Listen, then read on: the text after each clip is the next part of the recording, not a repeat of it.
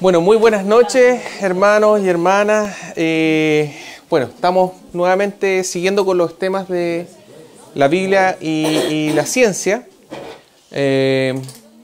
Como mencionó el pastor el domingo, en realidad hasta que él se mejore y le quiten su yeso, yo voy a estar reemplazándolo.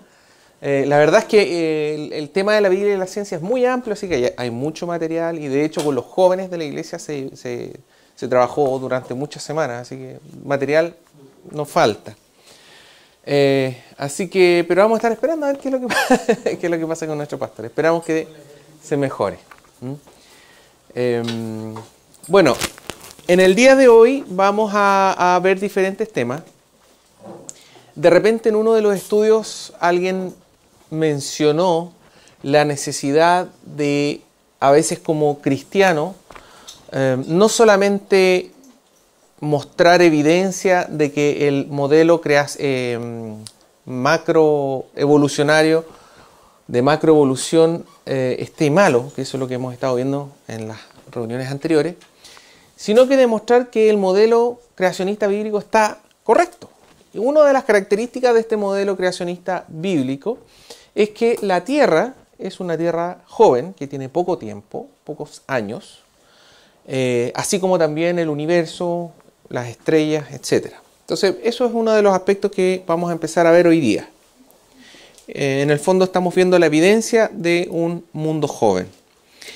Recordar siempre esta diapositiva de las dos cosmovisiones, la cosmovisión macroevolucionista con un Big Bang entre los 13 a 15 billones de años, formación de la Tierra a 4,6 billones de años, primera vida que aparece de manera espontánea hace 4 billones de años, de manera totalmente azarosa, sin ayuda de Dios, y este proceso de macroevolución que va partiendo con un organismo muy simple que se va cada vez haciendo más complejo hasta llegar a la situación de hoy, ¿cierto? Y para el futuro, un signo de interrogación, no sabemos, según esta cosmovisión, qué es lo que vendría después, ¿cierto? Y básicamente todo depende de ti, solo de ti, nada más que de ti. Aquí Dios no tiene cabida, no hay un Dios, no hay una deidad, no hay un creador, nada, ¿ya? Y la otra cosmovisión que nosotros la vimos, ¿cierto? Que hace 6.000 años atrás, es decir, más o menos 4.000 años antes de Cristo, hay 6 días de creación, luego la caída del ser humano, el gran drama que nos cuenta la Biblia, ¿cierto? La separación entre Dios y el ser humano. Luego de algunas generaciones, ¿cierto? Noé, su esposa, Sem, Cam y Jafet y los tres hijos con sus respectivas esposas logran sobrevivir este juicio de agua y al poco tiempo la Torre de Babel, nuestro Señor Jesucristo el año 33 después de Cristo, que muere, resucita, cumpliendo todas las profecías y corrigiendo, ¿cierto?, esta separación nuestra con el Señor, hasta llegar a hoy en día y nuestro futuro nos estamos esperando, ¿cierto?, el rapto, la segunda venida de Jesucristo, el milenio, un juicio de fuego, nueva tierra, nuevos cielos, ¿cierto?, para vivir eternamente junto a nuestro Señor. Es importante recordar, no solamente tener estas cosmovisiones claras, sino que también respecto a la cosmovisión creacionista bíblica. Y ayer lo comentábamos con el pastor mientras estaba haciendo una grabación de la radio. Es importante tener claro que Satanás no solamente apareció en el jardín del Edén y luego apareció con Jesucristo tentándolo en el desierto, sino que en realidad a lo largo de toda la Biblia Satanás siempre ha estado tratando de poner obstáculos al Señor y a los deseos que tiene Dios. En el caso del libro del Génesis, por ejemplo, estábamos comentando cuando aparece la mención de que los hijos de Dios encontraron hermosas a las hijas de los hombres y se llegaron a ellas y tuvieron hijos, y estos hijos eran los gigantes que reinaban, y básicamente es toda la raza de gigantes que aparece después. Ahí estaba Satanás, digamos, de por medio. Ahí estaba Satanás de por medio, ¿por qué? Porque como quien había caído era el ser humano, quien había pecado era el ser humano, quien se había separado de Dios era el ser humano, necesariamente el Redentor tenía que ser un ser humano. ¿Ya? No tenemos toda esta simbología de los animales que se hacían sacrificios, pero el verdadero Redentor, quien iba a poder corregir la situación, tenía que ser un ser humano. En este caso, Jesucristo, que es 100% hombre, 100% Dios.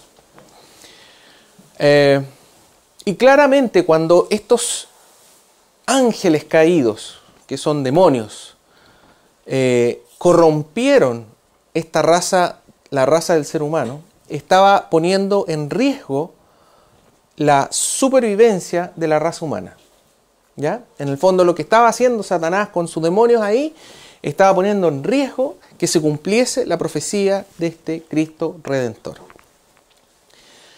Y es por eso, digamos, bueno, también en el Génesis estábamos leyendo que no solamente dice que ocurrió este evento de corrupción, sino que dice que toda la tierra estaba corrompida. Es decir, probablemente no era solamente los seres humanos que estaban corrompidos producto de estos demonios, sino que habían otro tipo de problemas, otro tipo de cosas que tampoco especifica la Biblia. Y que por eso realmente el Señor tomó una decisión tan drástica como de hacer un juicio de agua donde se muere y se mata a todo lo que respira, excepto lo que eligió el Señor, ¿cierto? Que era Noé y su familia. Y también el Señor en Génesis nos dice que Noé era de una descendencia, por así decir, perfecta, no tenía ninguna cruce, ninguna cosa extraña. Y luego, en el evento de la Torre de Babel, nuevamente nosotros estamos viendo de que la instrucción del Señor era que las personas que salían de la arca con todas sus generaciones debían poblar toda la tierra. Y el ser humano, a través de la influencia de Satanás, dijo, no, vamos a desobedecer a Dios, juntémonos en un solo lugar, ¿cierto? ¿Y qué es lo que pasa? La ciencia hoy en día nos dice que cualquier especie que esté concentrada en un solo lugar geográfico es altamente susceptible a extinguirse. Es súper vulnerable. Si yo tengo toda una especie concentrada en un solo lugar, puede venir un evento catastrófico, local, pequeño, enfermedad, etcétera, y desaparece esa especie. Por lo tanto, también en el evento de Torre Babel nosotros estamos viendo una influencia de Satanás que nuevamente está tratando de que se acabe la especie humana, de tal manera que no se pueda cumplir las profecías bíblicas sobre este Mesías Redentor que iba a venir después. ¿Ya? Entonces eso también hay que asimilarlo, hay que tenerlo claro, digamos, esta historia que nos relata la Biblia sobre la lucha entre el bien y el mal, ¿cierto? Entre Satanás y nuestra naturaleza caída, y el trabajo que ha hecho el Señor, toda su voluntad que se propuso desde el principio hasta el final, digamos. Y bueno, llegamos hasta hoy en día donde ya Satanás obviamente no pudo evitar la segunda venida del Señor Jesucristo, sin embargo, la primera venida del Señor Jesucristo, sin embargo, su misión sigue siendo llevarse la mayor cantidad de gente al lago de fuego. Esa es su misión, que la mayor cantidad de gente no conozca al Señor, no conozca el Evangelio, y es ahí donde nosotros también cumplimos nuestra parte de evangelizar, ¿ya? Que también es importante tener todo ese concepto también dentro de esta cosmovisión. Bueno, una de las evidencias que tenemos nosotros más interesantes, diría yo, de una tierra joven, es que a partir de 1833 el matemático Carl Friedrich Gauss comenzó a medir el magnetismo de la Tierra. Él empezó a través de diferentes métodos, a ver los diferentes tipos de magnetismo, y aparte de eso empezó a medir la intensidad de este magnetismo. En el caso particular, en lo que se llama el momento dipolar de la Tierra. El momento dipolar de la Tierra, no sé si ustedes habrán visto alguna vez estas imágenes donde aparece la Tierra y aparecen estas líneas magnéticas donde salen tanto del polo norte como del polo sur, de los dos polos. Por eso es dipolar, momento dipolar. Lo interesante de esto es que en los años 1967 y 68, dos investigadores que aparecen ahí, McDonald y Gunst, empezaron a compilar estas mediciones. ¿Cuáles eran los valores que se habían medido de manera histórica? Y los graficaron. Y se llevaron una tremenda sorpresa Porque entre el año 1835, que fue la primera medición, y el año 1965, es decir, 130 años, hubo una reducción en un 8% de la intensidad del magnetismo de la Tierra. Y es una tremenda disminución. Es algo que estaba absolutamente inesperado, ¿m? Y con una correlación bastante alta. ¿Qué es lo que nos dice estos resultados? Nos dicen de que el campo magnético de la Tierra se ha estado debilitando de manera tan rápida que la Tierra no podría tener más allá de 10.000 años de antigüedad. Es decir, se ha estado disminuyendo con esa velocidad, y yo hago un cálculo, un retrocálculo, ¿cierto?, hacia atrás de 10.000 años, ya la intensidad magnética es tan alta que no permitiría que las enzimas que funcionan en los diferentes organismos vivos pudieran trabajar de manera adecuada. Es decir, no habría vida. Cuando uno tiene un magnetismo tan alto, no permite el desarrollo de la vida. Acuérdense que nuestro cuerpo trabaja con elementos químicos y trabaja con electricidad. Hay bombas de protones por todos lados y esos se ven afectados por estos campos magnéticos. Ya.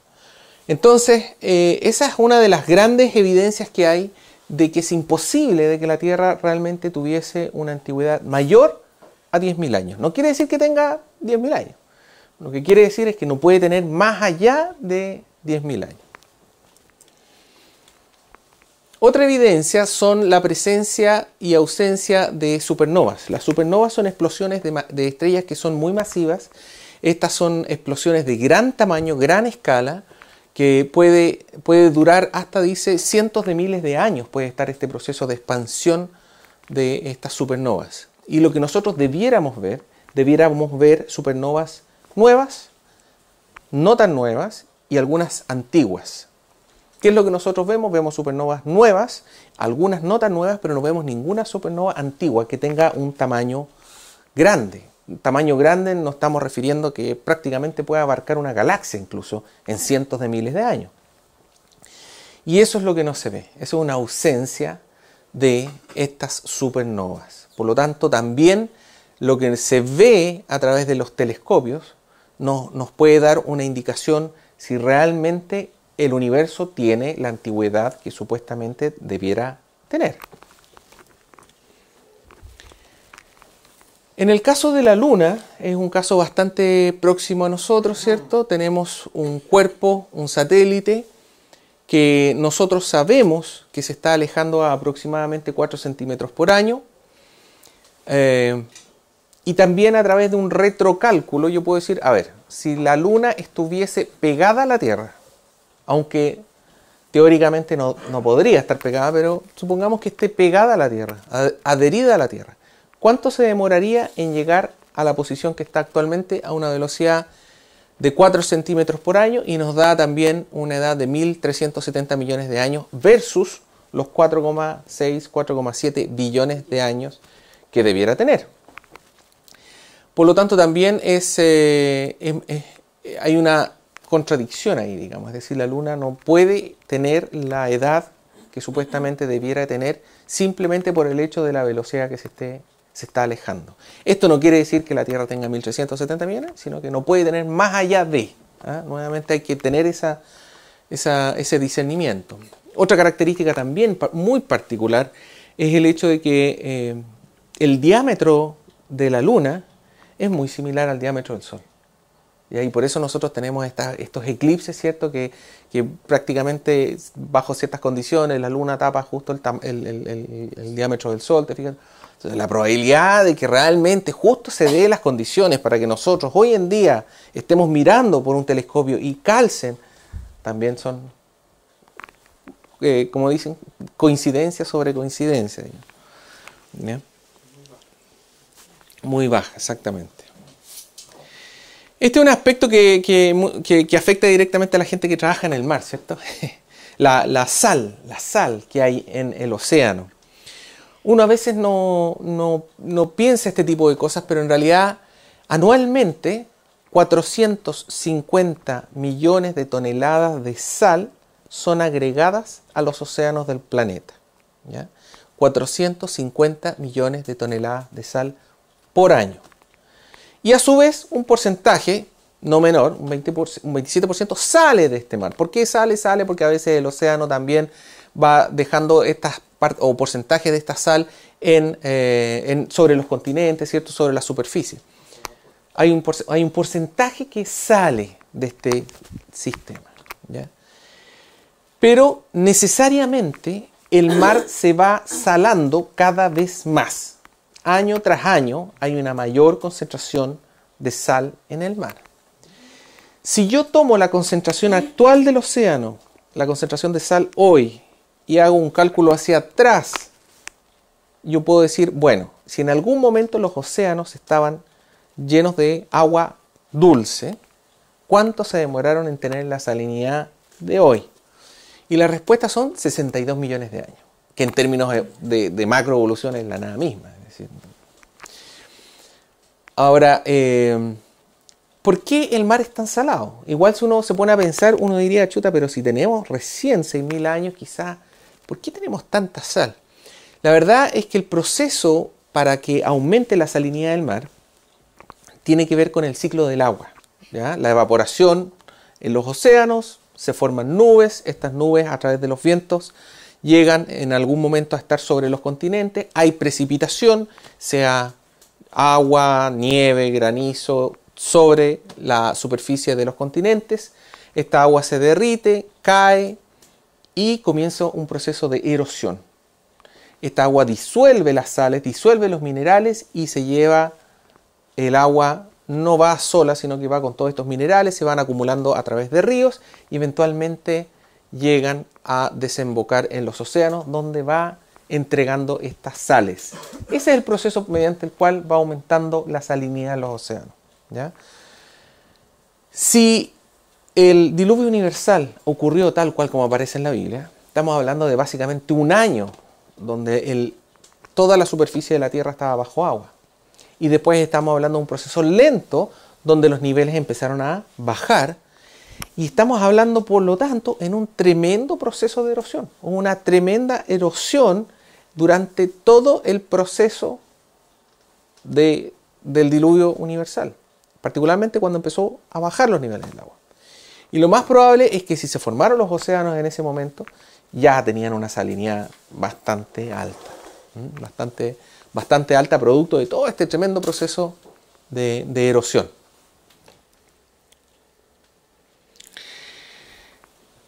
Los meteoritos fósiles. Bueno, los meteoritos en general son cuerpos celestes que pasan por la órbita de la Tierra, son atraídos por la Tierra y capturados y quemados por la atmósfera terrestre. Ahí tenemos fotografías de diferentes meteoritos, algunos que han salido en las noticias, me acuerdo en Rusia. Se vieron hartas imágenes de un meteorito de un buen tamaño, digamos. Se deberían encontrar trozos de estos meteoritos fósiles en los diferentes estratos geológicos, si es que estamos hablando de billones de años. Acuérdense que la cosmovisión macroevolucionista habla del uniformismo. Entonces estamos hablando de que pasan 1000 años y tengo una capita de tierra. Otros 1000 años, otra capita de tierra y así sucesivamente. Por lo tanto, en algún momento debió haber caído algún meteorito y quedó en un estrato y siguió subiendo los estratos a medida que pasó el tiempo. Por lo tanto, yo debiera encontrar en el registro geológico, en la columna geológica, estos meteoritos fósiles. Sin embargo, no es así. No se han encontrado ningún meteorito fósil dentro de la columna geológica. Ahora, si yo por otro lado, como creacionista, creo que los estratos se forman de manera rápida y catastrófica, como vimos en el caso del Monte Santa Elena, ¿cierto? Que en unas pocas horas yo tenía 50 metros de estrato, ¿ya? Coincide súper bien, porque en el fondo es muy baja la probabilidad que justo caiga un meteorito en ese periodo catastrófico. Mientras que si yo tengo una mentalidad donde todo ha permanecido igualito y tengo billones de años, obviamente es muy alta la probabilidad de que yo encuentre en algún estrato entre medio estos meteoritos fósiles, entre comillas, que debieron haber caído. Y son bastante fáciles de detectar porque tienen una concentración de níquel bastante notoria, así que se detectan rápidamente. Volviendo a la Luna, hay un tema relacionado también con el polvo cósmico. Todos los cuerpos celestiales están susceptibles a recibir y acumular polvo cósmico. La Tierra, por ejemplo, también.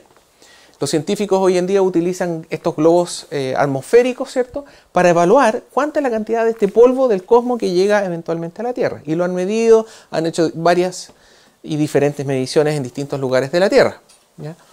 En el caso de la Tierra, eso sí, no es fácil encontrarlo. Se encuentra en muy poca cantidad. Y eso es debido a dos temas, digamos.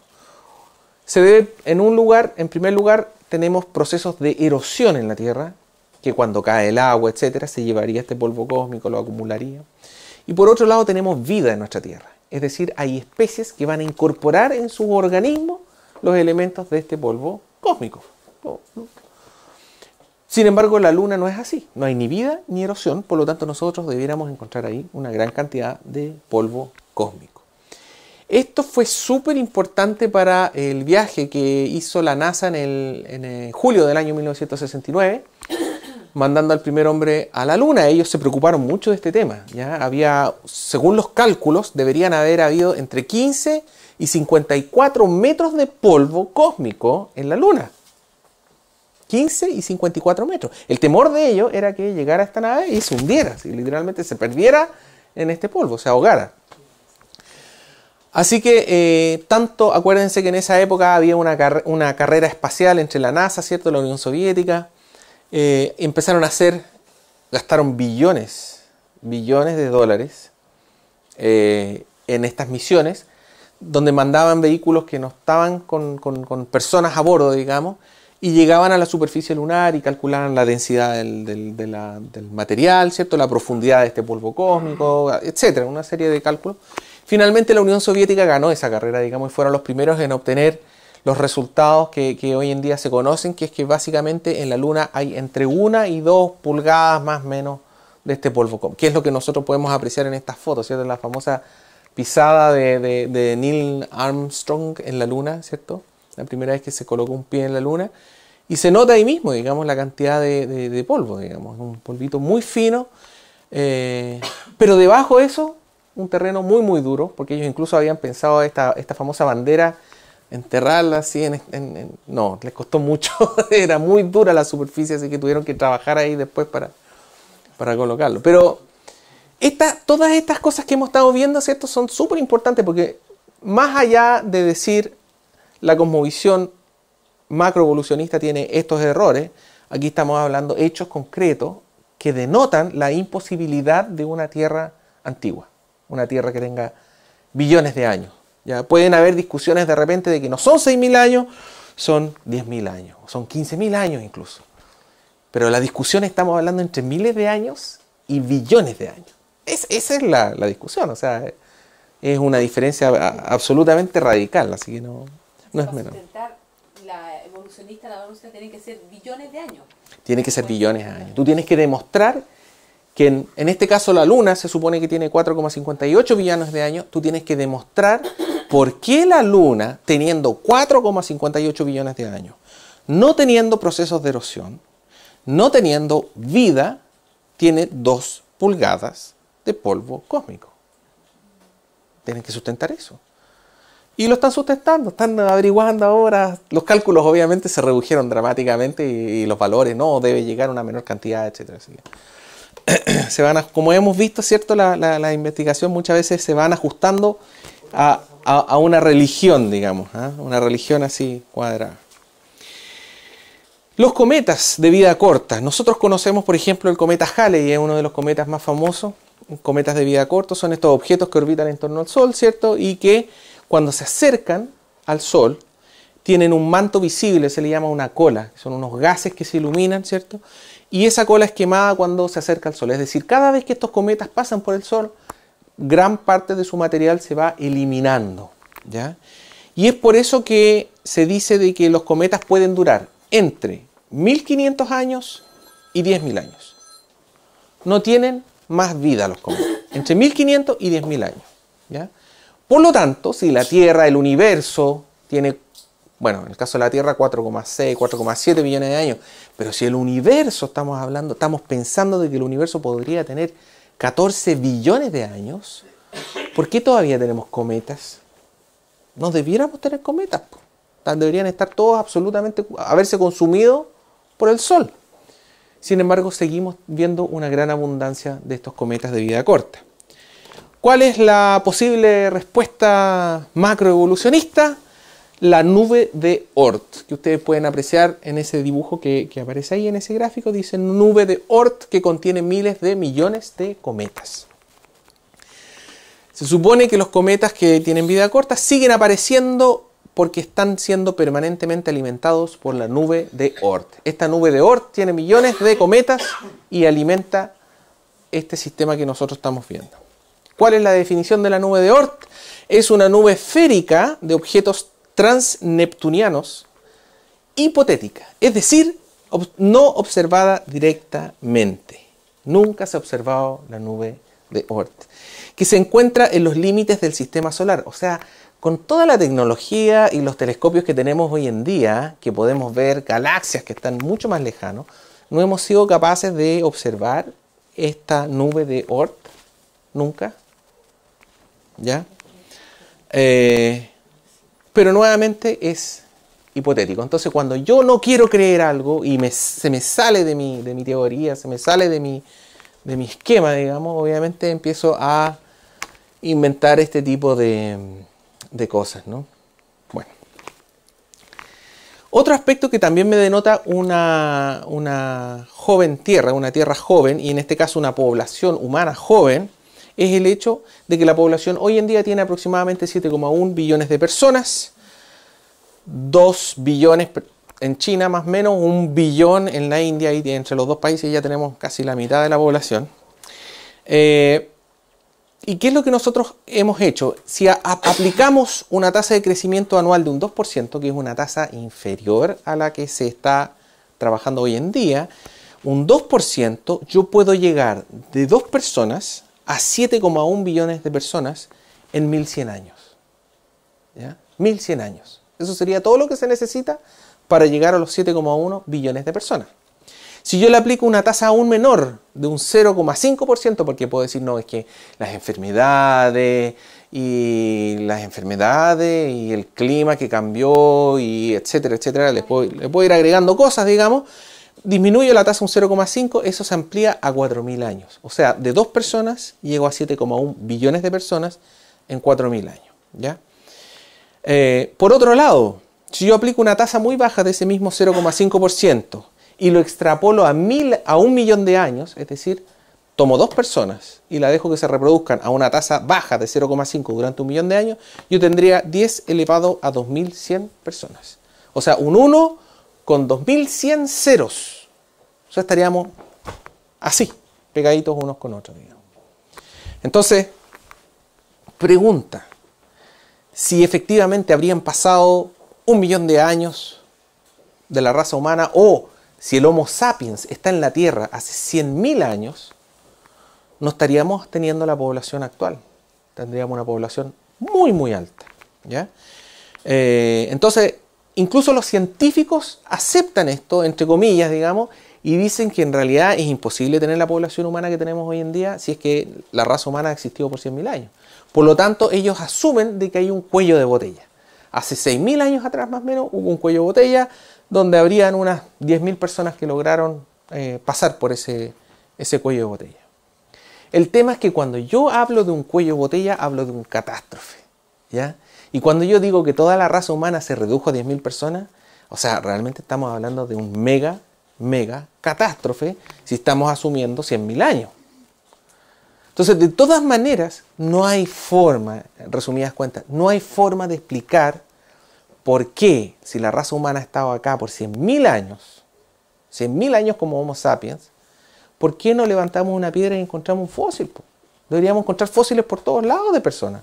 Deberíamos encontrar tachitos de culturas, pero debería haber culturas por todos lados. Todo el planeta debió haber sido absolutamente poblado si es que realmente pasaron 100.000 años. ¿Qué es lo que nos está mostrando los datos que tenemos hoy en día, más los datos históricos? es que en realidad la población que nosotros encontramos hoy día denota una tierra joven, una tierra y una población joven. Y esto hay que aplicarlo no solamente a las personas, también a los animales. Si los animales llevan millones y millones de años en esta tierra reproduciéndose, entonces ¿por qué no hay más fósiles? ¿Por qué no hay más restos? ¿Por qué las distribuciones son un poco por acá, otro poco por allá? No, debiera estar pero plagado por huesos por todos lados, de todo tipo de especies. Por último, estas huellas de la Etoli, que son unas huellas que se encontraron en África Oriental por la doctora Mary Leakey. Hay un matrimonio, que es el matrimonio Leakey, de apellido Leakey, ¿cierto?, que también descubrieron supuestamente a Lucy, que era Australopithecus, que también se suponía que era un precursor de la raza humana. ¿Ya? El problema es que Mary Leakey encontró estas huellas de la Etoli en el año 1974 y las encontró en el mismo estrato de Lucy. O sea, a la misma edad, 3,5 millones de años. Entonces, se asumió en ese momento de que por lo tanto Lucy caminaba de pie y esta es una evidencia. Tenemos estas huellas de los pasos que daba. El problema es que Lucy, los restos fósiles de Lucy no tenían pies. Entonces se asumieron que eran pies humanos cuando vieron esto. Pero hoy en día no, han encontrado más Australopithecus intactos, digamos, en el sentido de que tienen los pies, las manos, todo mucho más completo. Y no, ellos tenían sus pies, como aparece arriba a la derecha, con esa pulgar, los pies con un pulgar. La principal diferencia entre los simios y las personas, ¿cierto?, más que las manos, son los pies. El pie del hombre es el único que tiene todos los dedos hacia adelante. En el caso de los simios siempre tienen este dedo que se opone, ¿cierto?, que táctil, que permite agarrarse en el fondo. Prensil, correcto, dedo prensil. En este mismo libro que escribió la doctora Leakey, dice otro autor, el señor Tuttle, ¿cierto?, que realmente las pisadas y las marcas debieran pertenecer a una persona del género Homos. ¿Ya? Pero el problema es que causaría rechazo de muchos paleontólogos. ¿Por qué? Porque tendrían que aceptar que los hombres, o algo similar a un hombre, un humanoide, estaba hace 3,5 millones de años atrás presente. Y eso no se podría aceptar. Por lo tanto, se lo asociaron principalmente al Australopithecus en esa época. Hoy en día tienen dudas. El año 2010 se hizo esta investigación mucho más detallada, donde se hizo un escaneo de estas huellas, se hizo que las personas caminaran por la arena, se escaneaban las pisadas, y aquí tenemos los resultados. Arriba hay una pisada de un ser humano moderno caminando en la arena. En el medio tenemos a una persona, un ser humano, pero en este caso está caminando con las rodillas y las caderas dobladas. Es decir, está tratando de imitar un poco cómo caminaría un simio y ver cuál es el resultado en la huella. Bueno, las conclusiones fue que la huella que se encontraron en la Etoli realmente eran huellas de seres humanos. O sea, absolutamente con un sistema, vamos a ver acá, con un sistema de desplazamiento bipedal, es decir, con dos pies, no con los puños además apoyados, ¿cierto?, de extremidades extendidas. O sea, esto de que estaba con las rodillas dobladas y hacia afuera no funcionó, claramente tenía las extremidades extendidas. Y la conclusión, y aquí viene la parte religiosa, es que evolucionó mucho antes de la aparición del género Homo. Es decir, antes de que existiera el Homo, o el género Homo, ya teníamos piernas extendidas, teníamos caderas totalmente modificadas, súper adaptadas, muy ergonómicas, muy eficientes desde el punto de vista energético, ¿cierto?, para permitirnos caminar de pie. ¿Se fijan? Entonces, ¿qué es lo que están diciendo básicamente? Que hace 3,6 millones de años habían simios de la cintura para arriba. De la cintura para abajo eran seres humanos como nosotros los conocemos hoy en día. O sea, esa es la conclusión. Por eso le digo, cuando la evidencia no me cuadra, le adapto de alguna forma u otra a mi religión. Lo que estábamos viendo, cómo aparecen los fósiles, ¿cierto? Y también siempre le van adaptando de alguna forma. O decir de que la evolución fue de un momento a otra, o no, que estaban tan bien diseñados que no evolucionaron los animales.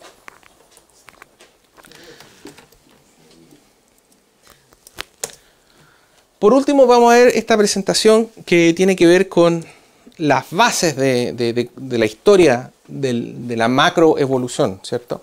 Que tiene que ver con Darwin y los pinzones, que son estas aves que él encontró. Darwin comenzó su viaje el año 1831 a bordo de esta embarcación, que es el HMS Beagle, un viaje bastante largo que recorrió gran parte del mundo. Como yo le comentaba a la clase anterior, ¿cierto?, que él tenía a bordo este libro, ¿cierto?, sobre los principios de la geología, que le da toda la solución de que la Tierra era una Tierra antigua y las distintas capas y los estratos, etc. Bueno, él a bordo de este barco y leyendo estos libros, digamos, se le ocurrió, bueno, llegó eventualmente a las Islas Galápagos, y fue en las Islas Galápagos donde él encontró esto. Se encontró con una serie de pinzones, estas aves que tenían diferentes tamaños, diferentes colores, y también tenían diferentes picos, tamaños y formas de picos, ¿ya? ¿Cuál fue la interpretación de él? Ya lo conocemos. Llegando de este viaje, ¿cierto?, se dedica a escribir el famoso libro El origen de las especies.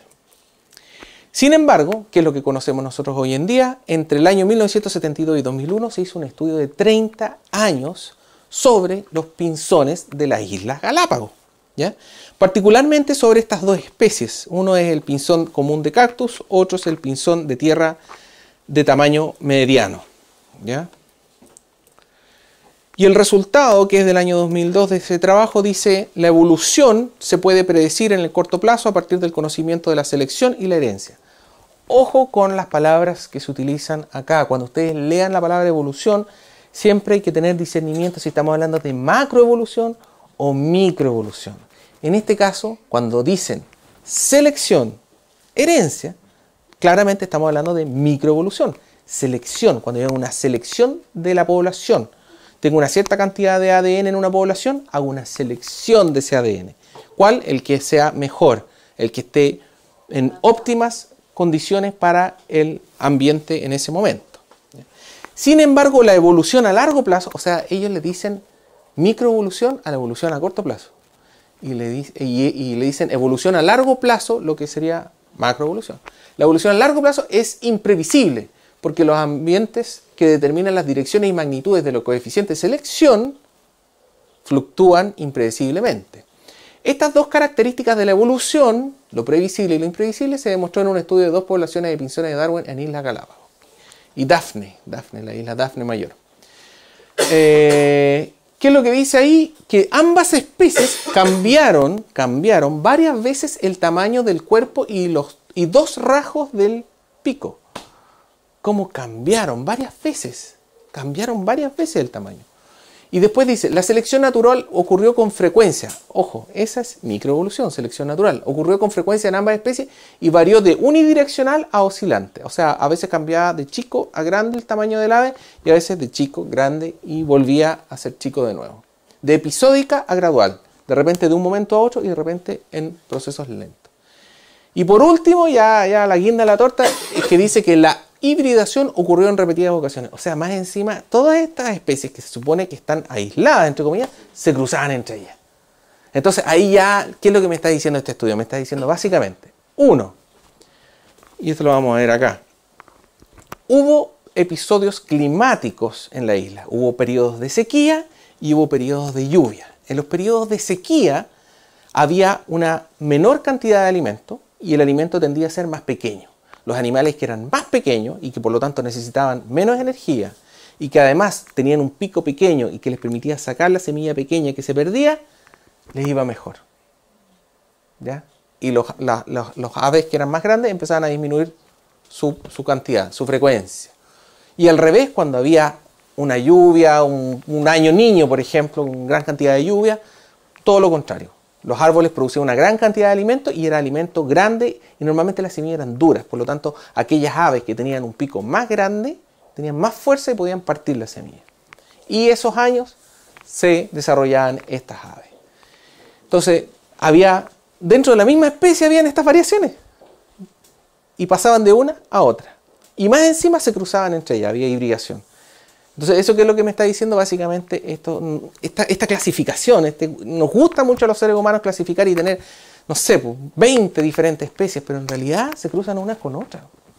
Y las características que tienen van a depender principalmente de los eventos atmosféricos de los climas. Sin embargo, el título del que hacía mención del artículo dice: los pinzones de Darwin evolucionan ante los ojos de los científicos. O sea, uno lee eso y uno dice, chuta, o sea, se compró. No, pues están hablando de microevolución. Frente a los ojos de los científicos, las aves de un año a otro empezaban a disminuir de tamaño por la selección natural, y después pasaba la sequía y empezaban a cambiar de tamaño nuevamente, y de repente pasaban otros eventos, se acumulaba, habían lugares donde había agua y ahí se juntaban las diferentes especies, se empezaban a cruzar entre ellas y empezaban a tener poblaciones mixtas entre las distintas supuestamente especies. Entonces, ahí por ejemplo dice, cuando hay una sequía severa en una pequeña isla, la selección natural se produce. Eso es microevolución. ¿Ya? Microevolución. Y después también dice, este tipo de cambios evolutivos se conoce como el desplazamiento de caracteres. El desplazamiento de caracteres es microevolución también. Es cuando yo tengo una población con diferentes caracteres, tengo tamaños desde más pequeño al más alto, con una campana de Gauss entre medio, y la generación siguiente se me desplazan los caracteres, se me corre. ¿Por qué? Porque hay una selección donde es mejor tener un tamaño más grande. Entonces, siempre hay que tener mucho ojo y estar muy atento a estos artículos, a los programas de televisión, etcétera, porque se utiliza la palabra evolución de manera muy genérica. ¿Ah? Es como les decía yo en un principio, es como el cambio. Hay cambio, es evolución. Pero no es así. Cuando se comprueba, en este caso está súper comprobado, los estudios están muy bien estudiados, están hablando de microevolución. Otra cosa es que esa ave cambió, antes tenía un color café, ahora apareció un color que nunca había aparecido, que era el amarillo, después el rojo, los ojos cambiaron, las estructuras cambiaron internamente, la manera de funcionar sus pulmones cambió, las garras, etc. O sea, ahí yo podría decir, no, ahí se demostró realmente. Y le hago un análisis de ADN y tiene genes nuevos que antes no estaban. Aumentó la información del ADN, ¿ya? Pero lo que se ha demostrado, lo que se ve en la ciencia, lo que se ve en las pruebas, lo que se utiliza en las granjas de cultivos de animales, bovinos, terrestres o de peces en el mar, está todo relacionado con la microevolución, con la selección de rasgos que son interesantes desde el punto de vista comercial para mí. Y lo que yo hago es reducir la información genética. Siempre hay una reducción de la información genética, ¿ya? Cuando yo hago una selección así dirigida. No un aumento de la información genética, ¿ya? No es más complejo, no, es menos complejo, de hecho, ¿ya? Así que básicamente esa es la información. ¿Dudas, consultas? Básicamente esa es la... ¿Sí? Andrés, mira, volviendo al tema del Australopithecus nucarensis, que es la luz, y que durante años se pensó que era el eslabón perdido. El eslabón perdido, ¿cierto? El que nos permitía saltar del mono al hombre. Hay una teoría que postulan los científicos creacionistas que permiten explicar la presencia de estos esqueletos que hemos encontrado con rasgos de mono, que habla de que en el fondo eran seres humanos que vivieron en la era del hielo, que producto de artrosis, artritis o el entorno en el que vivieron, presentaban estas deformidades en su cuerpo. Y además postulan que en la era del hielo precisamente la vivió Job. Y hay evidencia en la Biblia, al menos en Job 38, dice, el versículo 29 dice, ¿de qué vientre salió el hielo y las cachas del cielo? ¿Quién la engendró? Las aguas se endurecen a manera de piedra y se congela la faz del abismo.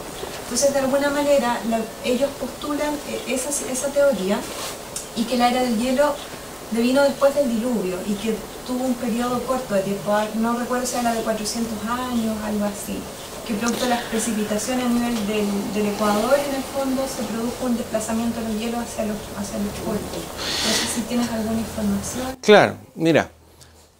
Bueno, la era de hielo, por lo que nosotros, no sé si tú lo vimos las otras semanas, hay una teoría, por ejemplo, que dice que la Tierra creció el diámetro, ¿ya? y que básicamente los continentes que nosotros estábamos viendo eran la superficie de la Tierra principalmente. Ya. Si eso ocurrió así, y luego se llenaron los mares, los grandes océanos, necesariamente tuvo que haber venido una edad de hielo. ¿Por qué? Porque esos océanos en su principio no tenían corrientes marinas, no existía corrientes marinas. Las corrientes marinas se forman a través del proceso de Coriolis, que se llama, ¿cierto? El movimiento de Coriolis. Pero eso se demora en formar ese. Y eso se ha demostrado, por ejemplo, está descrito un tremendo... un bloque de hielo que cayó de Norteamérica al océano Atlántico del Norte, que interrumpió la corriente marina de ese hemisferio, de ese lado. Y eso produjo lo que le llaman la pequeña era de hielo europea, ¿ya? Y eso produjo toda una baja de temperatura en Europa, pero terrible, durante más o menos 100 años. Y 100 años se demoró en volver a recuperar ese ciclo marino, digamos, de corrientes marinas. Entonces, claro, seguramente, si efectivamente se formó ese océano a través de estos movimientos de las placas, de los continentes que nosotros estamos viendo, necesariamente tuvo que haber pasado una era de hielo que después de un periodo más o menos largo se empezaron a formar las corrientes marinas que nosotros conocemos hoy en día. Y que eso, la corriente marina en el fondo es lo que te permite a ti temperar las temperaturas de los polos, ¿cierto?, con las temperaturas del Ecuador. Respecto a lo que comentabas tú, en realidad eso más que Australopithecus es los Neandertal. ¿Ya? Hay una teoría de que los Neandertal, que a todo esto también es otro tema relacionado con los precursores del ser humano, tenían ciertos rasgos como una frente más prominente por algún tipo de enfermedad o porque el clima era más inhóspito y algo por el estilo. Esas son teorías que hay. ¿Qué es lo que se ha sabido? Eso sí, de los Neandertal hoy en día se ha comprobado de que, uno, tenían instrumentos, desarrollaban herramientas, manejaban la metalurgia, enterraban a sus muertos en las cuevas, tal cual como nosotros leemos en la Biblia, digamos, que leemos a Abraham, Isaac, Jacob, José, que si uno lo piensa realmente es súper lógico. O sea, si yo voy a enterrar a alguien querido, lo entierro en una cueva, es el mejor lugar. Está protegido de todo el ambiente, hay menos cantidad de aves o animales que quizás se puedan meter, es un lugar donde yo siempre sé dónde va a estar. Entonces, es ideal, ¿ya? Es ideal. Por lo tanto, el hecho que entierren a sus seres queridos en las cuevas, todo lo contrario, me habla de lógica e inteligencia. Y a los seres queridos más encima los enterraban con alguna de sus pertenencias, en posición fetal, o sea, había cariño, amor. Hay una serie de características que nos está diciendo que esos Neandertal, que supuestamente eran como, por así decir, primitivos, eran seres humanos, hechos y derechos, ¿ya? La capacidad y el volumen cerebral tiene entre 100 y 200 centímetros cúbicos más que el Homo sapiens. O sea, totalmente al revés de lo que uno pensaría. Y los análisis genéticos que se le han hecho a los Neandertal, porque hoy en día se le ha podido extraer ADN parcialmente. Uno esperaría dos cosas desde la cosmovisión macroevolucionista. Si nosotros provenimos de los Neandertal, el 100% de la raza humana tendría que tener ADN de Neandertal. La otra teoría que tenían es que los Neandertal era como una evolución paralela del ser humano, ¿ya? Por lo tanto, nosotros no debiéramos tener ADN de Neandertal. ¿Qué es lo que se ha demostrado? Es que hay más o menos un 3% de personas en el mundo que tienen ADN relacionado con los Neandertal. ¿Qué me dice eso a mí? Me dice que los Neandertal eran una población humana. Es decir, en la ciencia nosotros vemos que cualquier especie que se aísla temporalmente, que se aparta temporalmente, va a diferenciarse de las otras especies. Es así como de repente nosotros vemos los aborígenes de Australia y que tienen rasgos bastante únicos y diferentes, ¿cierto? En el caso de los pascuenses o la gente que de la Polinesia, también tienen otras características, otros rasgos, porque ellos también estaban, entre comillas, aislados. Entonces, lo más probable es que los Neandertal, como les decía, eran seres humanos hechos y derechos, y eran una población y tenían ciertas características. Podría ser enfermedades que le daban ese aspecto, o simplemente podría ser aspectos genéticos, ¿te fijas tú?, que le daban esas características. Así como también las razas.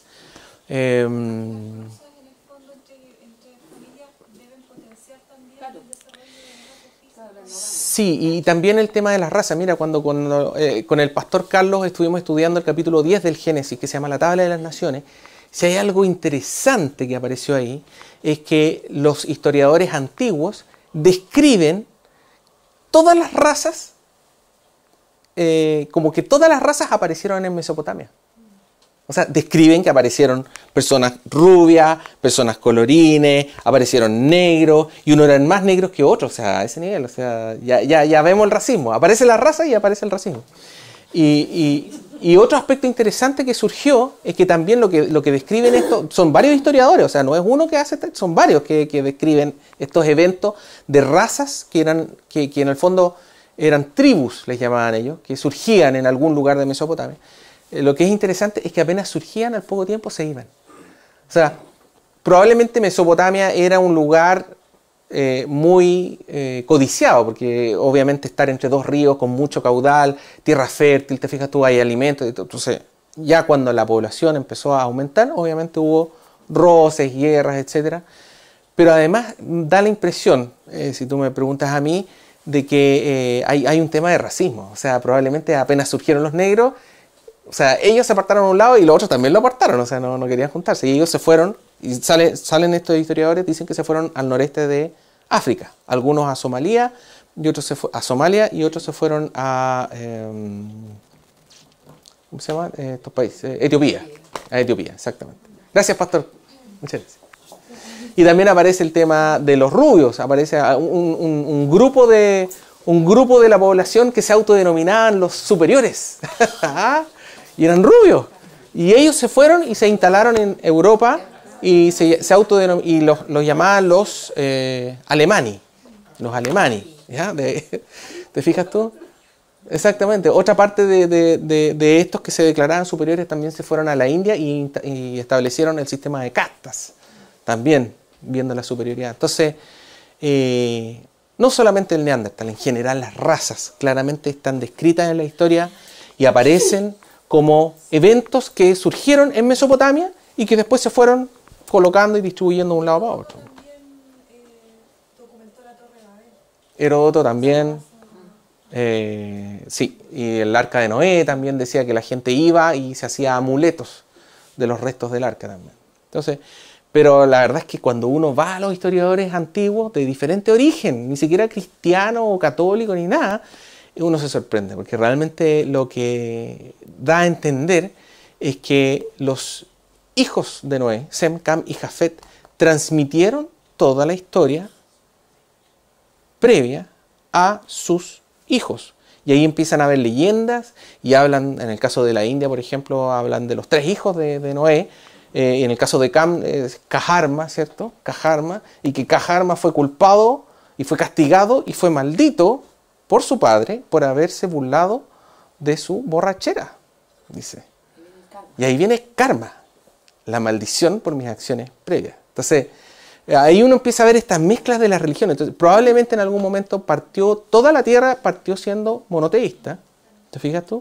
Porque hay muchas religiones, hay muchas culturas que hablan de Yah, o de él, o Elí, que coincide con los nombres que también aparecen en la Biblia. ¿Y de dónde sacaron eso, digamos? Y que después, a las generaciones, uno empieza a ver cómo se empieza a corromper eso. Y pasan del monoteísmo al politeísmo. Y muchas veces esos dioses son los primeros padres que aparecen en esta tabla de las naciones. ¿Ya? O sea, los primeros hijos de Sem, Cam y Jafet, después uno empieza a encontrarse que son adorados como dioses. En el caso de los griegos, de Jafet, era Iopet, y de ahí viene Júpiter, y ellos adoraban a Júpiter. Entonces, bueno, pero hay un montón de ejemplos, digamos, pero en el fondo todo da a entender realmente que como seres humanos somos todos una sola especie, digamos, y que el tema de las razas surgió, nació y es hace muy poco tiempo, digamos. Desgraciadamente la visión macroevolucionista facilita el racismo. Es así como justamente en la época de Darwin en adelante, de 1800 y tanto en adelante, muchas veces se veían que traían a africanos a Estados Unidos, a Europa, ¿cierto? Los encerraban con barrotes y los trataban como animales. Y decían, mira, aquí está el precursor de los seres humanos. Los zoológicos humanos en Patagonia que llevaron a París. También. Que Darwin mismo llevó. Y eso son precursores. Y como no son seres humanos, yo no estoy obligado moralmente a tratarlos como seres humanos. Son bestias nomás. Entonces, no se trata de que todos los que creen en la cosmovisión macroevolucionista sean necesariamente personas con juicio y que sean racistas. No se trata de eso. Pero si yo creo en esa macroevolución, no tengo ningún problema en ser racista. No tengo ningún problema. En el caso de Hitler, ¿cierto? Totalmente metido con el libro de Darwin, ¿ya? Y que lo compartió incluso con sus contemporáneos de la época, digamos, justificando el hecho de que los judíos realmente eran una raza inferior y por lo tanto nosotros debemos buscar la raza superior. La supervivencia del más apto, ¿ya? Eliminar a los más débiles. También ellos mataban, por ejemplo, en el caso de Hitler es terrible, pero ellos también eliminaban todos los que tenían enfermedades mentales, todos los que nacían cojos o mancos o sordos, o sea, era terrible. O sea, no, también era un tema con los judíos, pero también era un tema en general, digamos, con estas otras tipos de enfermedades y cosas, ni un problema. ¿Ya? O sea, me facilita. En cambio, la cosmovisión bíblica me dice, tú no puedes ser racista. Yo no puedo ser racista, ¿por qué? Porque el Señor me está diciendo, Él nos creó a todos a imagen y semejanza. Punto. Todo ser humano fue creado a imagen y semejanza del Señor. Por lo tanto, no puedo tener ni una gota de racismo dentro de mi cuerpo. ¿Ya?